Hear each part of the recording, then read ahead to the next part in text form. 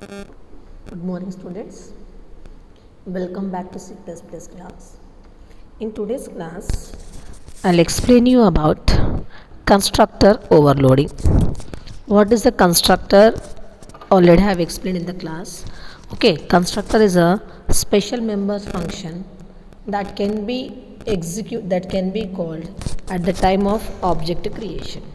Okay, means it is like a member function only that you no need to call automatically when you create an object. No, at that time constructor will be executed. So it will reduce the calling overhead.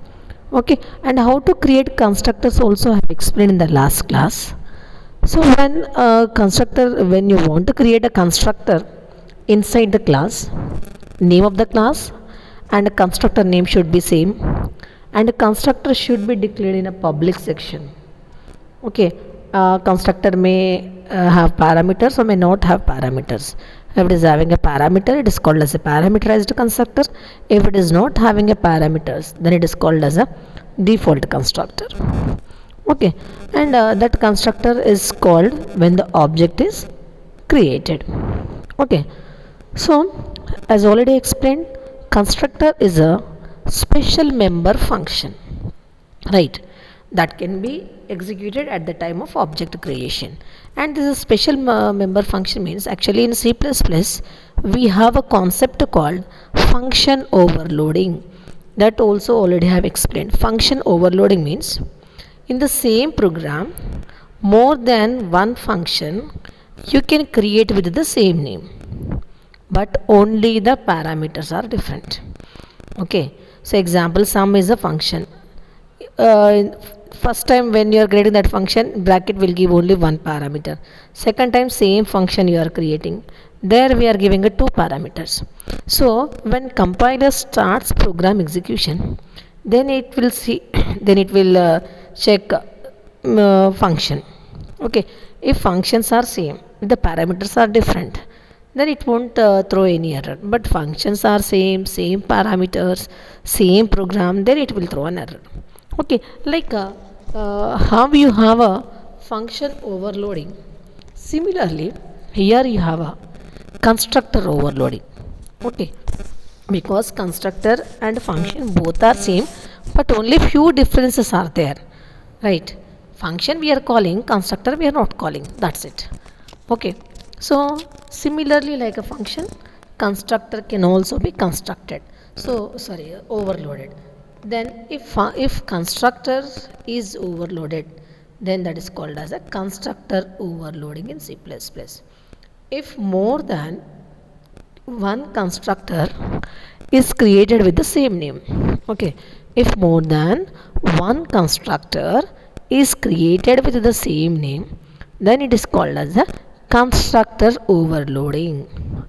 So if more than one constructor is having the same name, then compiler will throw the error. But that two constructors are having a different parameters, then it won't throw the error. Okay, see example, two students have a same name, no problem. If they are having the same initial also, there is a problem.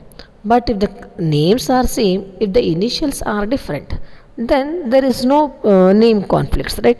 Similarly, in a class we can create a more than one function, more than one constructor with the same name, but that constructors may have different parameters.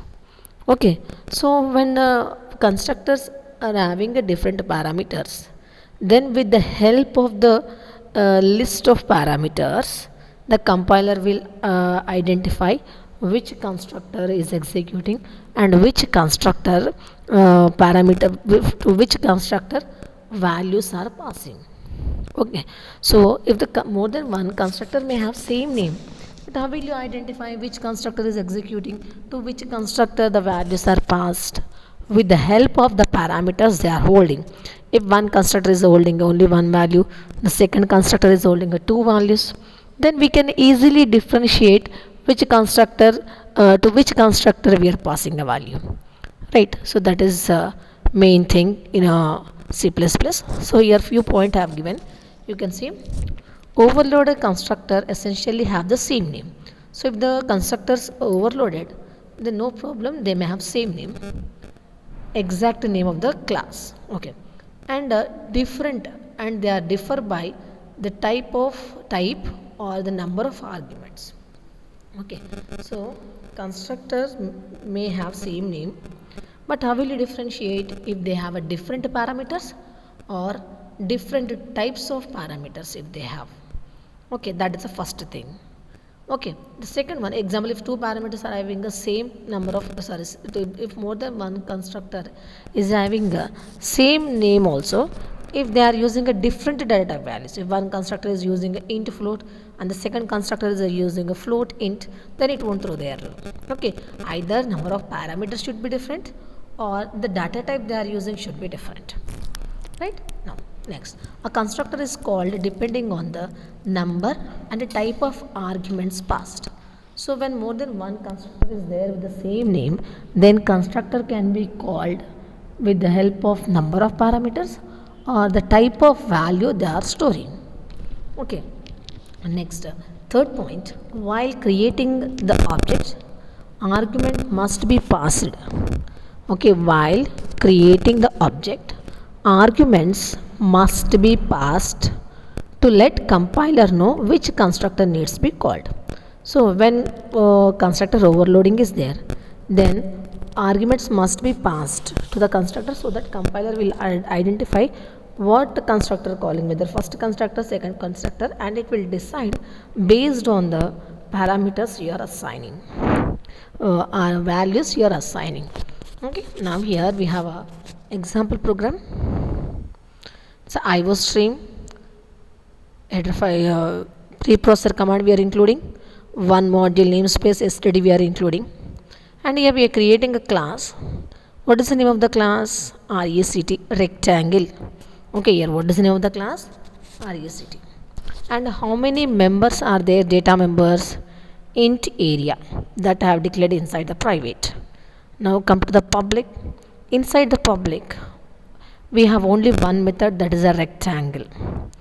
Okay, now in the rectangle, area equals to 0 I have given.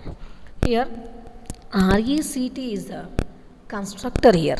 Why? Because RECT, whatever parenthesis method I have given that, and RECT class name is same.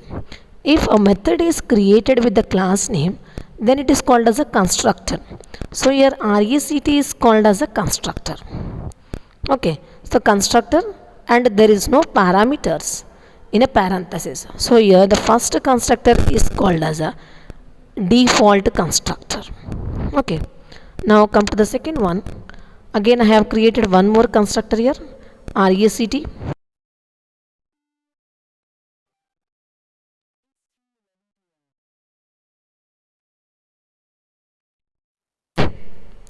Above also I have created one constructor. There no parameters. Second time I have created a constructor. Then there are two parameters. Okay, int a, int b. Two variables are there, no? So that is the difference. In the above constructor, no values. In the second construct, there are two values. So some difference is there, no? So based on that, compiler will identify what type of constructor you are calling. Now come to the third one, void display. Here it is a simple function, it is not a constructor. Okay, if it is a constructor, class name and the method name should be same. Here the method name is different, so that is why it is not a constructor. It is a method. In this method, just I have displayed area.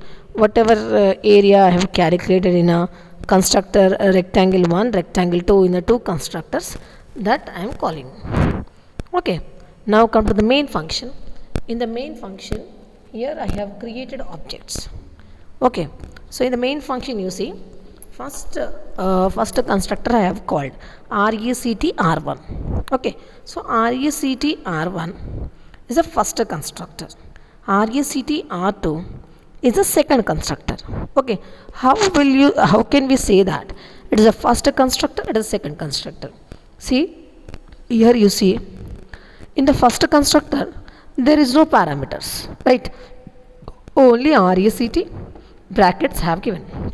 But in the second constructor, RECT, two values are there. So that only the difference. RECT r2 is the name of the object, 2 comma 6. Then here a value is 2, b value is 6. Now using a r1 we are displaying r1 we are executing display method, and using r2 also we are displaying a method, because if you have created any object to the class, using that object you can access all the methods of that. So if r1 is also an object of RECT class, r2 is also an object of RECT class. So if you have created two objects to the class, you can access same method number of times. Okay, so this is a constructor overloading. Right, in the constructor overloading, how we more than one constructor you can create in the same class. Okay, they may have same name, but they should have different parameters, or they should have different types of parameters. So in this example, two constructors RECDs are there. First constructor, no values, default constructor, and the second constructor, it is a parameterized constructor. There are two values. Okay, that is the difference. This explanation you have to write in the exam. R1 we created for R1 is an object that we created for a first constructor. R2 is a object that we created for the second constructor. But using both the objects, we are calling a display method. Okay, so this is about constructor overloading. Now, the next topic is private member functions. See, when I have started the class definition, at that time only already I have explained, right? So whatever data members and whatever member functions you declared inside the class are by default private. Okay, so whatever class members and whatever member functions you declared inside the class are the member functions. So, and when are the private member functions. So when you create any data member and any member function inside the class, they are by default. So if any data member and any function if you have created as a private, that cannot be accessed by outside the class. Okay, if any class member is a, even that class member you cannot access inside the main function also, that you can use inside your class methods, but that you cannot use, that you cannot call from the main function also. That is the rule actually. If you have declared any data member as a private, that can be accessed inside the class only. So once if you have closed the class by giving a brace and the semicolon, next we can't access the private members and the private member functions outside the class. That is the first thing. Okay, so if you want to use the private data members of a class, then you have to call that from a member functions. That is the first point. But in case if any function is declared inside the class as a private member function, then how it can be executed. That is our topic. Okay, so if any member function is declared as a private, then how that member function can be accessed. Okay, now here you see the definition. What is a private member function? A private function declared inside a private access modifier is known as a private member function. If any function is declared inside the private access modifier, see, three modifiers I have explained. One is a private, public, protected. Okay, if any function is declared inside the private, then that function is called as a private member function. A private member function can be accessed through, underline this point, a private member function can be accessed through only the public member function of the same class. Okay, so if any function is declared as a private member function, then that function we cannot access directly. So if you want to access private member function, then you need a public member function. Okay, so from the public you can call the private member function inside the public member function. Okay, So you have to declare one public member function. Inside the public you need to write the private. You need to call from public function, you need to call the private function, then only the private function can be executed. There is only one way to execute private member functions. So they can't execute directly, because if you want a function to execute in a C++, you need an object.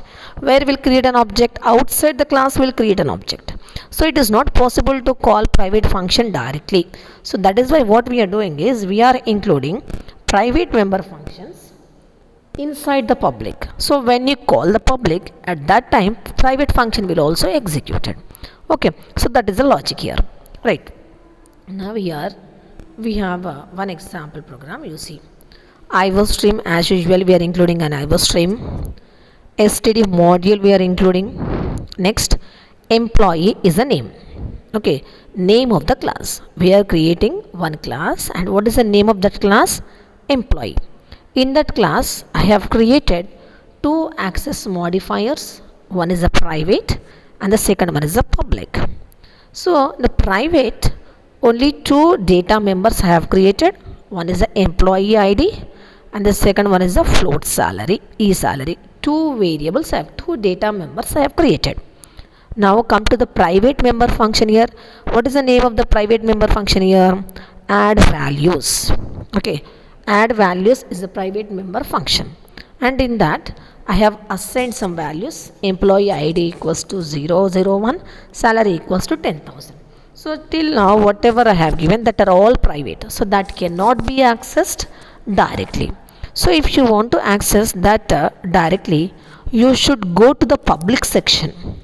So it is a public. Now inside the public I have given one method, void display. Okay, so if you have declared anything inside the public, no, that can be accessed from anywhere. So public display is a method, that display method I have given inside the public access modifier. Now you see the inside the display method, as I already explained, if you want to execute private member function, then that should be called from a public. Okay, so here add values is a private function, that I have, that function I called from display function. Here the display function is a public function, add value is a private function. So I am calling private function from the public function, so that that function get executed. As already explained, private functions we can't directly execute, that should execute from the public function. So here display is a public function, add value is a private function. So add value I have given inside the display. So when the display function is executed with the display function, add value function is also executed. Now add values, after that I have given employee ID, employee salary, so that the two values are printed. Now come to the main function. In the main function, employee is a class, E is the name of the object. Now after that, E dot display. Here E dot display is what? Actually public function. So when starts execution, no, E dot display, first control comes to the display inside the braces. Immediately what you have? Add values. So when add values are there, no, it will execute all the add values. But what is the add value? It is a private. After executing add values, it will print the employee ID and employee salary. Now here if you are trying to execute add values from the main function, you will get an error, because add value is a private function that you cannot access outside the class, and it is a return 0. Understood? Only one point here you need to remember is private functions directly you can't execute outside the class. If you want to execute private functions, then you need to execute that function from public function. So when the public function is executed with the public function, private function will also execute it. Okay, so here I have given explanation. In the above example, display is the public function, add values are private function, and that function is included inside a display function in order to get executed, right? Now your next topic is array of objects. See, uh, before going into the array of objects in C++, let me give one simple example. In C programming and in C++ also, I have explained arrays. What is an array? Array is like a variable only, but it holds more than one value of same data type, like int a of 5, then we'll give 10, 20, 30, 40, 50. So it is like a variable only, but here you can store more than one value of a same data type in an array, right? So now how objects, array of objects created in a C++. First we'll discuss what are array of objects. See, array of int array means what?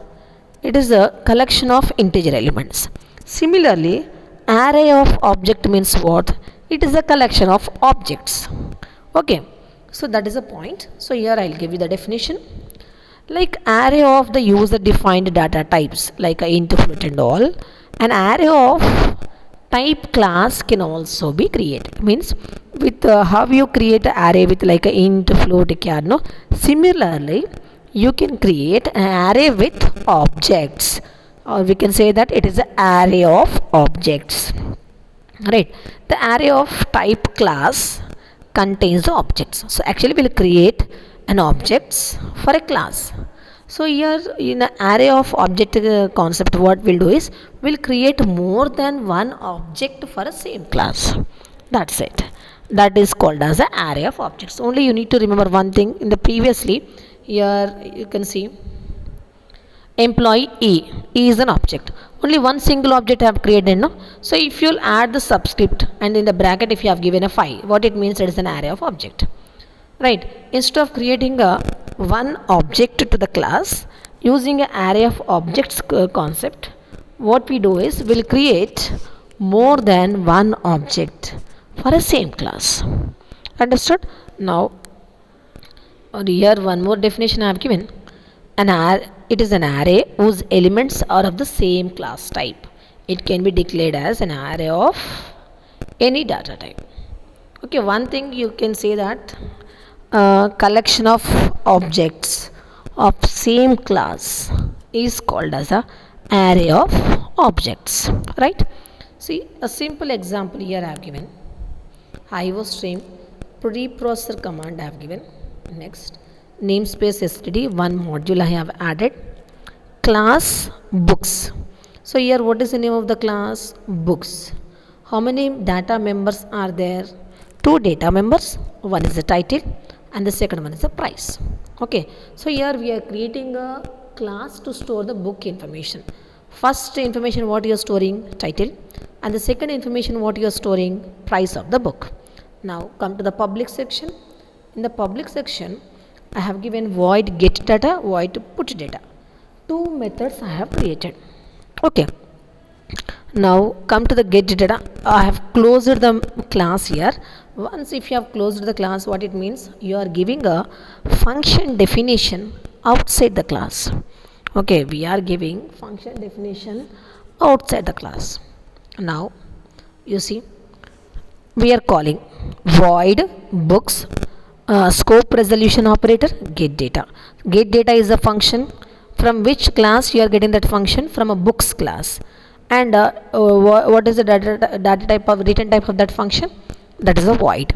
Void is the return type of the function. Books is the name of the class from which class you are calling, you are creating a function body. And what is the name of the function here? Get data. So here I am giving a prompt to enter the user book title, and I am storing that in a title, and I am asking the user to enter the price of the book, and that I am storing in a price. Same, one more function I am calling which is from a books class only. Void books, function name is a put data. Okay, so whatever information I have collected from a get method, that just I am putting using a put data. Okay, now whatever I have collected, title and price of the book I have collected, right? So you see, cout title of the book, and cout price of the book. Now In the main function you see, actually we used to create objects in the main function only, right? Here what is the name of the class? Books.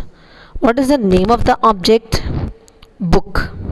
Okay, now you see bracket, in the bracket you see size, right? Size is nothing but the number of books information you want to maintain. Number of objects you are creating for a class is called as a array of object. Now you see, for int I equals to 0, I less than or size I plus plus. Cout enter details of books, right? So first we are taking details of the book from a user. So in order to take details of book from a user, we are calling a books of I dot get data. So when the get data function is executed, user will supply all the books information. Now whatever books information you are collected now, that will print on the screen by using a put data. In the next for loop I have given I equals to 0, I less than size I plus plus, and book of I dot put data. Okay, so here why we are using a for loop is, see here we have if it is a directly one object, we used to print like this, book dot title, book dot size, price, like that. Here we have a collection of objects, no? So each and every object method if you want to call, then you need to use a for loop. Okay, here we have a more than one object, so that is why here we are using a for loop to print all those elements values at a time. Okay, so it is an array means actually we'll use a for loop only because automatically one by one the record should be updated. So in order to update update record automatically, we'll use the for loops. Okay, here also in order to print first object, after the first object the second object values, here we used a for loop. Okay, so first for loop to print first record, second for loop to print second record information. So this is called as a array of objects. Okay, so in today's class I have explained you about constructor overloading, when more than one constructor may have same name but different parameters, or at least data type should be different.